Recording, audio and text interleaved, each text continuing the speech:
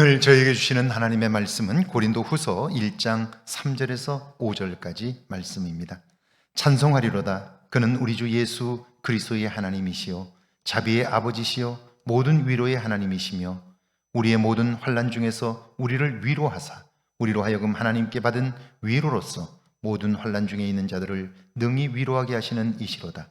그리스도의 고난이 우리에게 넘친 것 같이 우리가 받는 위로도 그리스도로 말미암아 넘치는도다. 아멘. 하나님의 말씀입니다. 할렐루야. 하나님께서 날마다 우리에게 말씀하십니다. 세미한 주의 음성을 들을 수 있는 귀가 열려지기를 주의 이름으로 축원합니다. 하나님께서 탈진한 엘리야를 다시 세우는 과정을 보면 놀랍습니다. 갈멜산 승리 이후에 왕후 이세벨의 분노가 극에 달했습니다. 자기가 믿는 신들의 제단을 헐고 제사장들을 죽였기 때문이죠.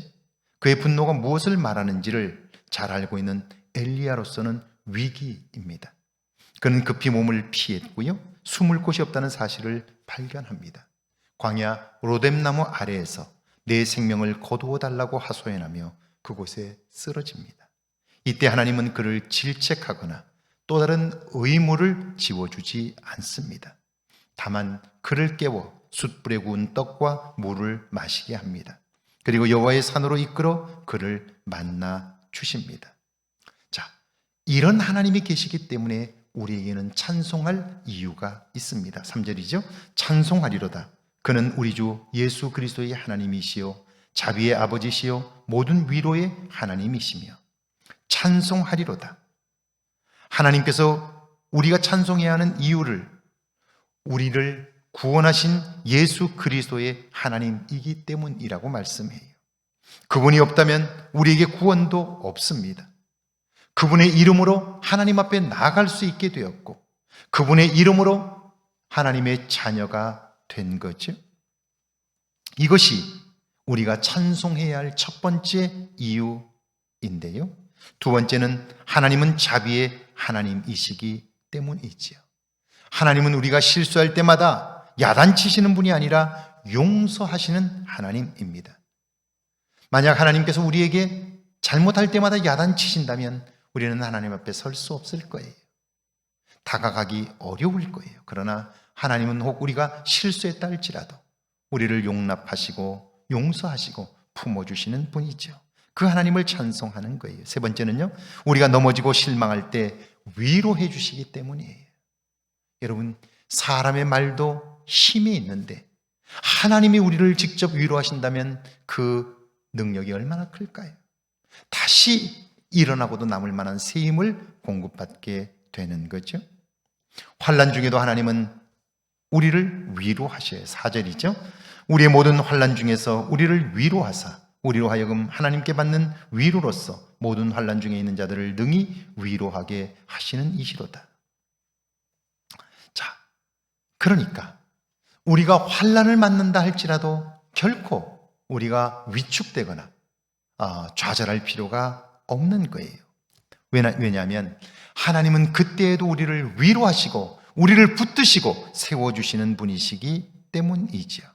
자, 하나님의 위로만 있다면 우리는 어떤 일을 만난다 할지라도 다시 일어설 수 있어요. 우리가 하는 것이 아니라 하나님이 일으켜 세우시기 때문이지요.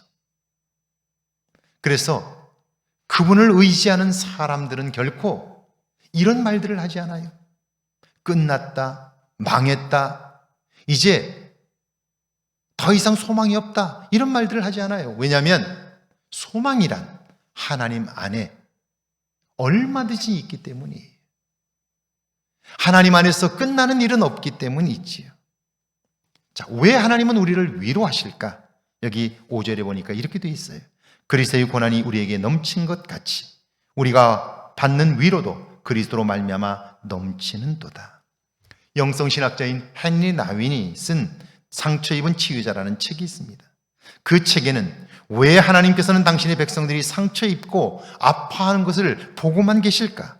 이 질문에 대한 대답을 주고 있어요. 하나님이 그들을 그냥 두고 보시는 이유는 능력이 없어서도 아니에요. 팔이 짧아서도 아닙니다. 상처받고 치유받은 사람들만이 상처받은 사람들을 위로할 수 있기 때문이지요. 그런 사람들을 하나님은 동역자로 세우시고 하나님의 일을 맡기시기 때문이에요. 그러니까 살면서 우리가 어려움을 만날 때 제일 먼저 생각해야 할 것은 하나님이 이때에도 나를 위로하신다는 사실과 하나님의 위로로 이 어려운 때를 건너고 나면 이제 하나님은 나를 사용하셔서 환난을 만난 사람, 어려움을 만난 사람을 위로하게 하시고 그들을 다시 세워 가신다는 거죠. 여러분이 이런 위로자가 되기를 주의 이름으로 축원합니다. 함께 기도합니다. 올 한 해 찬송하는 삶을 살게 해달라고요. 위로의 하나님을 경험하게 해달라고요. 위로하는 자로 살게 해달라고요. 함께 기도합니다. 하나님, 올 한 해 주님으로 인하여 찬송이 넘치게 하옵소서. 위로의 하나님을 경험하게 하시고 위로하는 자로 살게 하옵소서.